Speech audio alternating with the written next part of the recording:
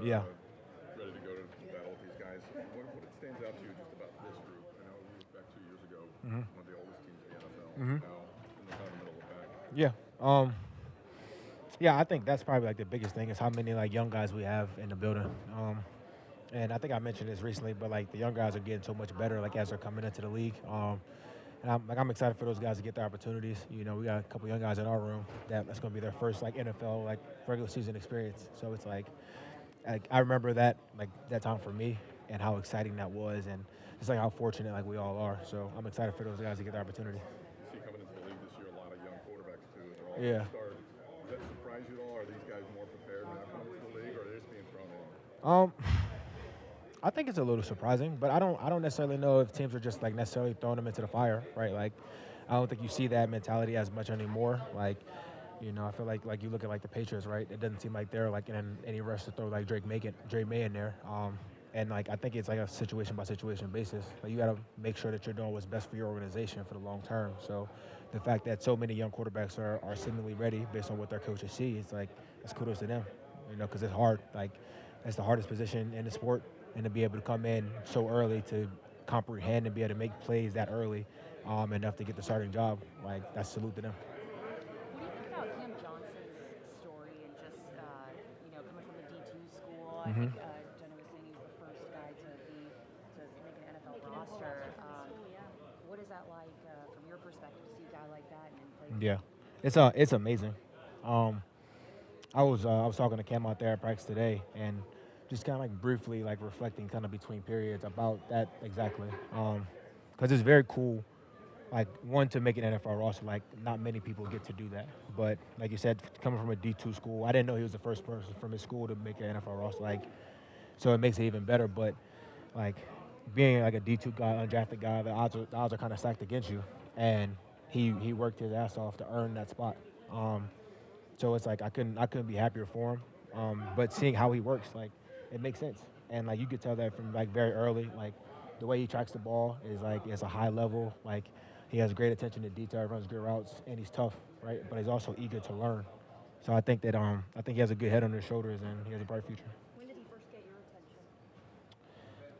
I think it was right before minicamp, I believe, like in OTAs. Like it was one day he made like 4 or 5 like really tough contested catches, like, and we are like in just in shirts and shorts, you know. So it's like to see guys make catches like that early, because like when you first get here, things move so fast, and he was on it, and it's not an easy offense to learn either. So, like I said, he's put in a lot of work, having fun. From a receiver standpoint, because Mhm. I know that I was talking to Liam about this. I talked a little bit to Pat about this. Like when he gets to the line of scrimmage, Baker now has kind of the opportunity to change like 3 different plays to choose from versus like two. So how does that kind of impact what you guys are doing? Is it just a greater volume of plays? Yeah, I would say there's a lot more plays, but our responsibilities on those plays are also more as well. So, like the learning curve is a little bit like steeper, but I think that like it's set up so that once you get like the base of it, you're able to like interchange a bunch of pieces. So it's not like we have to come up with new plays in order to get different like matchups, if that makes sense. So it's just really important that you guys are all seeing the game the same way. Absolutely. Yep. What are you most excited to see when the season kicks off here? I think I'm most excited just to see how it all comes together, because like obviously, like we really only got the one drive in the preseason, um, and we moved it like really effectively. But it'll be nice to get Mike out there. It'll be nice to kind of like actually game plan for a team and see like how we can actually like take advantage of some of the things that they do, but also like what our halftime adjustments look like.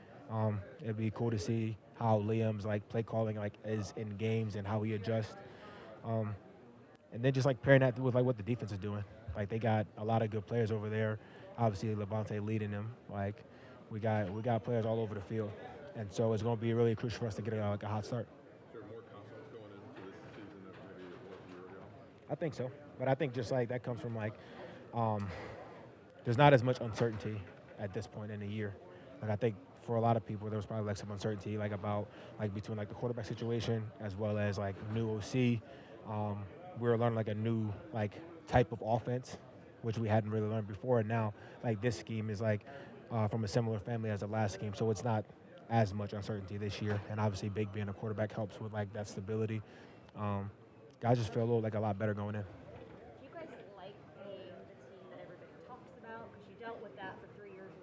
Or do you like kind of flying under the radar a little bit? Because right now you're getting a little bit of that because everybody's talking about all the moves that Atlanta's making. Yeah, honestly, I don't think it matters. Like, regardless of what people are talking about outside, I don't like. We never talk about any of that stuff because it does you no good. Like, if people are talking about you, like, cool. If they're not, cool. Like, you got to go out there. You still got to play the games. Like, all these other teams that are like adding a bunch of these, like making big splash like moves, like that's good for them because like those are moves that they feel like they should make. But like if they don't go out there, if they don't execute, then like it's all for none, right? So and the same for us. Like we got to go out there execute, or we're doing it wrong. You still feel like you're the team to beat, though, in the South? I think we always feel that way, as like everybody else should, right? Like, what was it? What 2, 3 in a row? Like for like winning the division, but it's like again, like if we don't put the work in, we won't be in position to win it again. Every team has gotten better, and I think this is going to be for a much better and more competitive like divisional race. Last year they're all talking about going through the Saints. Yeah. This year it's Atlanta. Yeah. Like you said, it comes through us, right? Yeah, for sure. But it's like again, like, where like, how would I look if I didn't feel that way? You know what I mean? Like that would just be silly. It's like I believe in our guys and the ability that we have, but now we got to go prove it. You mentioned the changes with Liam. Mhm. How different will the offense look to the fans sitting on the 50-yard line watching? I don't know if it will look like drastically different, like from like the base of like the plays, like how like the plays like appear from, I guess like a fan's perspective. But I think like some of the more like nuanced fans or like nuanced like football thinkers will notice like a difference. In what ways? Well, I think we'll probably be motioning a little bit more. Like that'll probably be the thing that stands out the most. But I guess like if you understand like offensive line play or understand like the running game, then like the way that we're running the ball will appear differently. So then everything else kind of stems off of that. So then the rest of the scheme looks different. Like play actions look different, screens look different. Like even the deep shots look different. But I think it all just kind of stems from the run game. And it seems like it's not just motion pre-snap, but it's motion at the snap, and you're also seeing the motion in the run game too. Yeah. You'll see a guy coming across, Mhm. running across the back. Yeah. When it's a run play, I don't know if I recall seeing that previously. We didn't do a ton of that in the past. I think we sprinkled a little bit of it in, but that wasn't necessarily like the last coaching staff's like philosophy. So that was something that we had to adjust to, and we're still kind of working through like the kinks of it all. But like that's something that I think they like to do. Yep, no problem, guys.